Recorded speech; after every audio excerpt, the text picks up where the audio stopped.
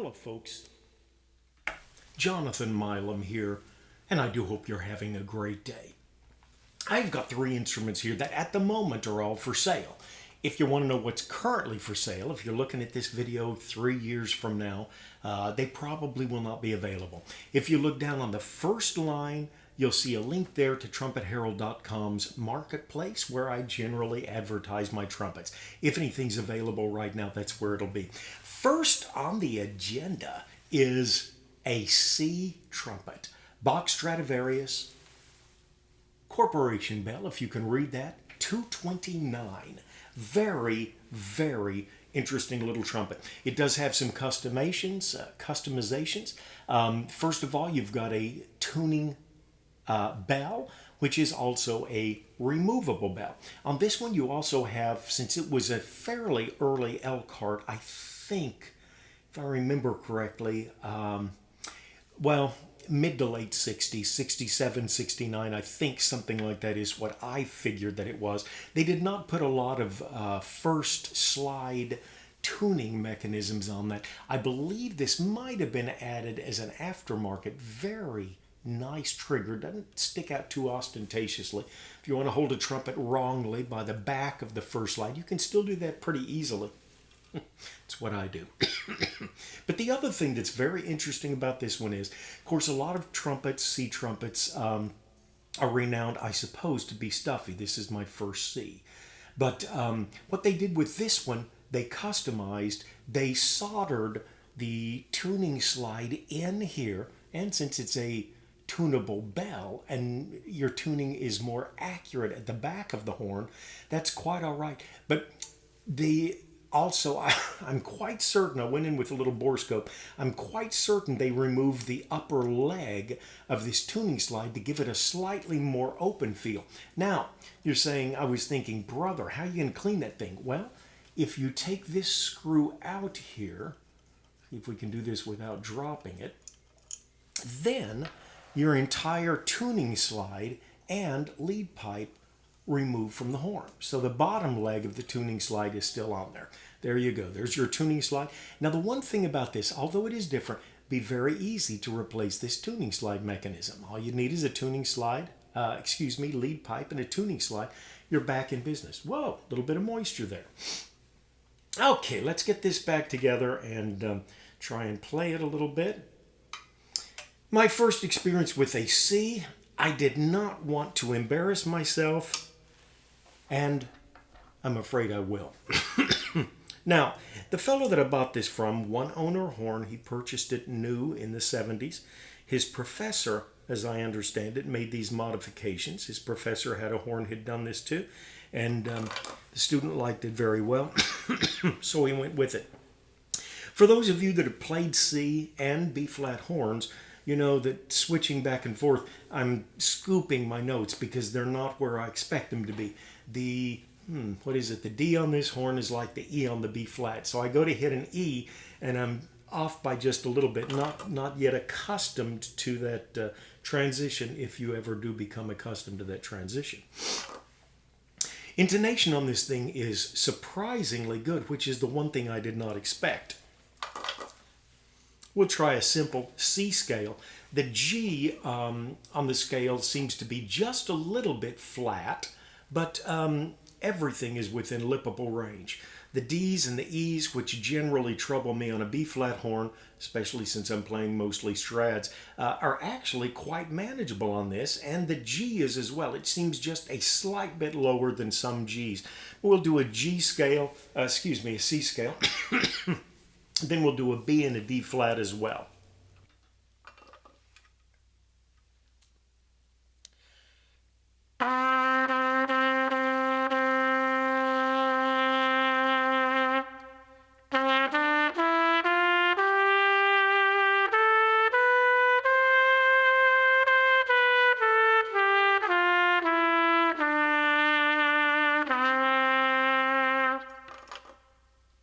Okay, easy peasy.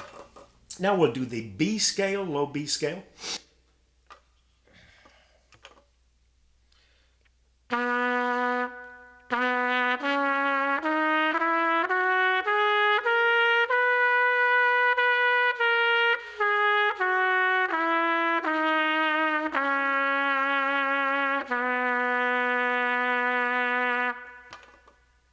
Strangely, when I work with a tuner, when I hit that C sharp, D flat, tendency is to kick it all the way out. But realistically, if you look at a tuner, most horns only need about 1/4 of an inch out. That's my experience with a tuner.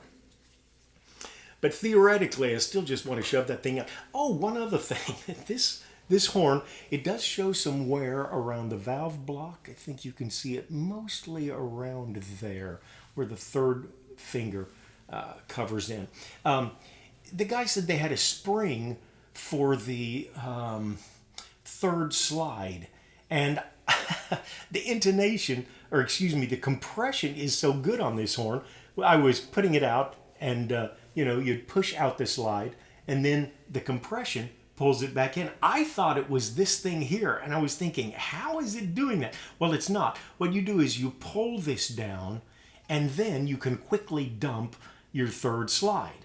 There's the rest for it. Oops, get it up there. There we go. And this pulls down just enough for it to clear that stop mechanism. But the compression was so good on it, you can see it just sucking that slide back. So there is some wear on the horn, but very well kept as far as the valves go. And first slide compression is similar. Nice. And valve alignment is excellent on this horn. Went in with the borescope. Actually, I was checking the valve alignment. Just couldn't improve it. And very impressive. Okay, let's see. Was going to try one other mouthpiece. This was with a GR-34M. And I actually found one other mouthpiece that I liked better on this horn. And we'll try my favorite things, which, you've got that fifth jump. I play it in the key of, I think it's E minor or C minor. So I'm going E, B, E, B. And that fifth and fourth jump, it's not the easiest to nail. When I'm not used to this, the tuning of this trumpet, it makes it a little more awkward still. But we'll see how you like this mouthpiece. Then I'll tell you what I'm using.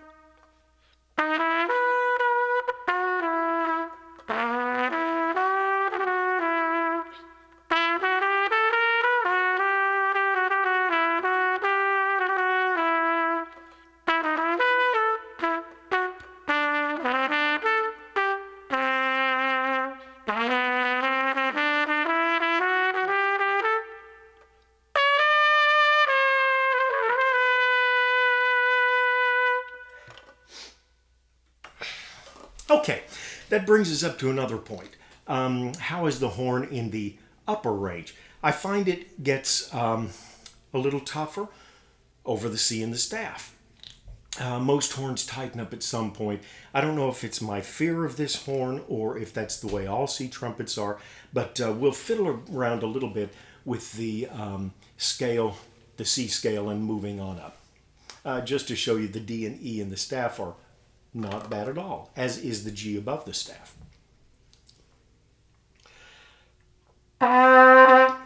Whoop.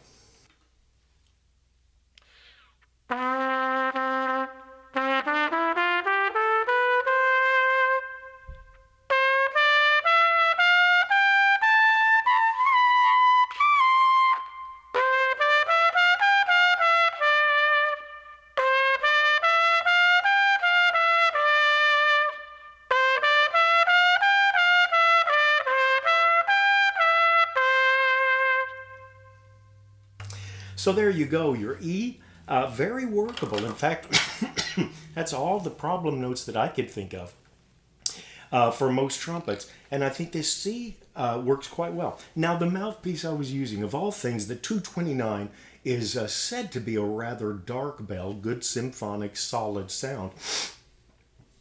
I've tried a lot of mouthpieces, Reeves 42B, Reeves C. I like my GR mouthpieces. I like the MB. I tried an MX, extra deep. Tried a Bach 7C, tried a 3D or 3C, slightly smaller. Of all of them, I like this best, and this is Trent Austin's TATF, a very deep V with about a 23, maybe 24 drill size. Really like the sound on this trumpet.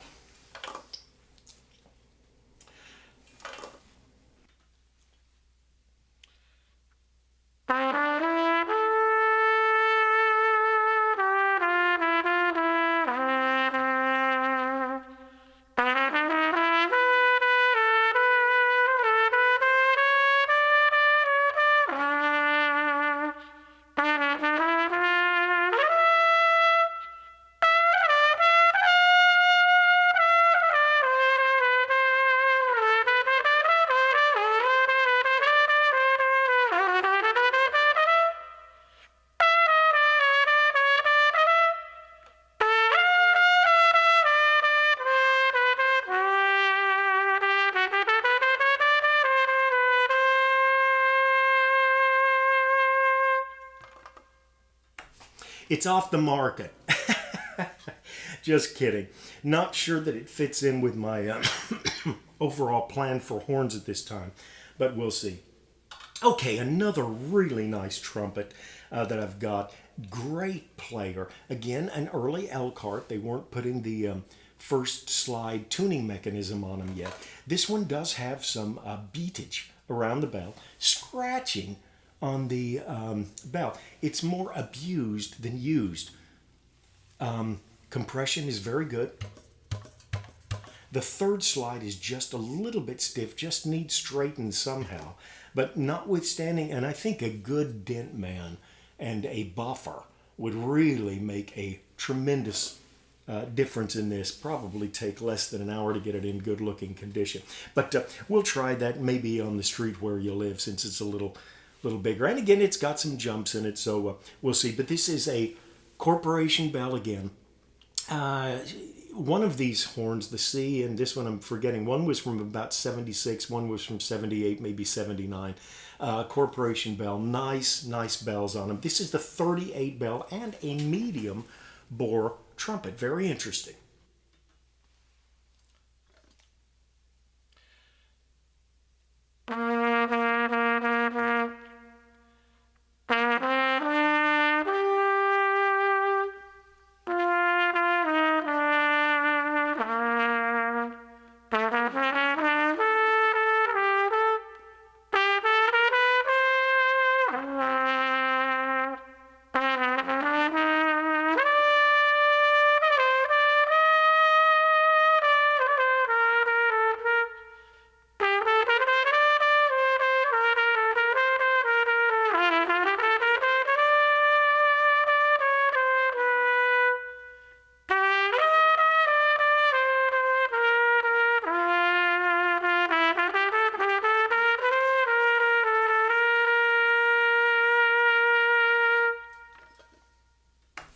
And that is again with the Trent Austin TATF.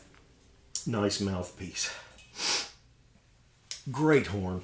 Really like those Corporation bells. They say they were, pardon me, they say they were a little bit thinner gauge than the Elkhart plant began using as time went on.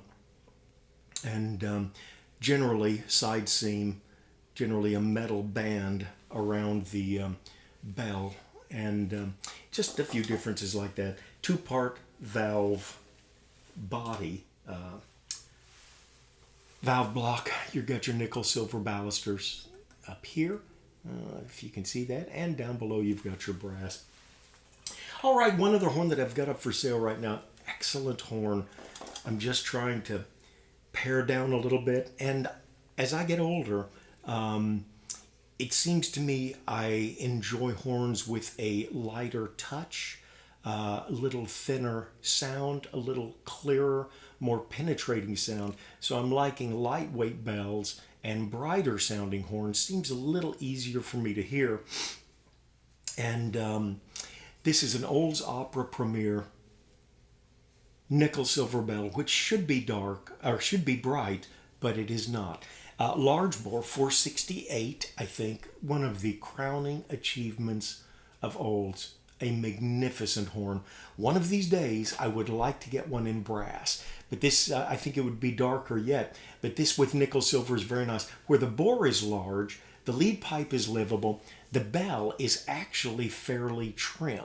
And so you get your resistance further in the back of the horn, perhaps, although I've never played one, like the Schilke X3 or B3, where they're large bores, smaller bells. Wonderful horn, just a tremendous horn. Some dings, definitely nickel silver doesn't do real well with lacquer, but wonderful horn. We'll try that same on the street where you live with the Olds Opera Premier.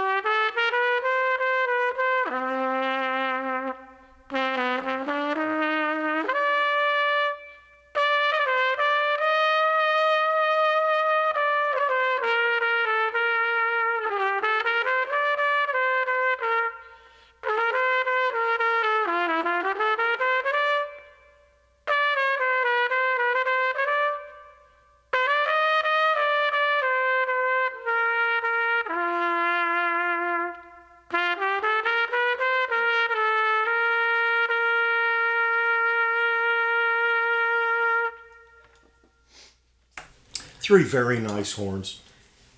Luck keeps finding me with some good horns, and I'm very thankful. One that I've got yet to make a video of, the newest kid on the block, is a sterling silver plus Bach Stradivarius 37 bell reverse lead pipe, and in very good shape.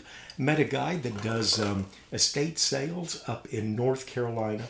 Wonderful time spent with him. Corey, thank you very much. It's an excellent horn. And really am liking this. It does have an aftermarket MK tuning slide on it. And one thing I did want to show, this is a leather specialties wrap that it came with. The valve block on this trumpet is in very good condition, no doubt because the owner kept a really nice leather wrap on this horn. Covers just about every place. I've just sold a horn, 25 large bore, excellent playing horn, had a nice size patch here. A lot of people, you wind up resting your hand up against the bell of the horn, and some people say, oh, that leather is going to muffle the sound. Well, if you've got your finger up against it anyway, you're just saving the metal. And frankly, might not be as deadening as the hand up against it. Just about everything is covered with this. A lot of times you'll see a great horn with just a little bit of lacquer right on the inside of the first valve outer casing. Well, with this thing, when you put your thumb here, just right up against the metal, and frankly feels much more comfortable. Especially you get your thumb up against this part as well, much more comfortable. Much more comfortable. And you're saving your horn if you have that acidic juice that comes out of your horn or out of your hands that attacks horns. Leather Specialties, you can find them on the internet. This is their supreme one. And I mean, it gets everything. A little piece here that flaps out just in case you rest your hand up against the bell there. A lot of times you'll see the third slide eaten out, and this just extremely nice. I think that would be a very good thought, either if you're holding the horn all day long or if you have particularly acidic hands. Either way, great option. And in future vids, I told my wife, I'm sorry, it's a dead bell. I usually like live bells better, but when you start playing, it's plenty live, believe me. Sterling silver plus Bach Stradivarius. We'll have to save that for another day. 20 minutes and 15 seconds, and we're not done yet, but we are bringing it to a close. Appreciate you watching. It's a pleasure really to share time with you. Should have made this vid yesterday. Just wasn't feeling up for it. But this morning I thought, I feel like making a YouTube vid. I'm pushing 5,000 followers. I'm very thankful for everyone. Appreciate the comments, folks. Sometimes you've got some wonderful thoughts. In fact, a lot of times, a lot of good thoughts. Some very kind comments as well, which we appreciate. But experience with the horns, knowledge with them, we always like to live and learn from those that have experienced similar things as well. Do take care of yourself and someone near you.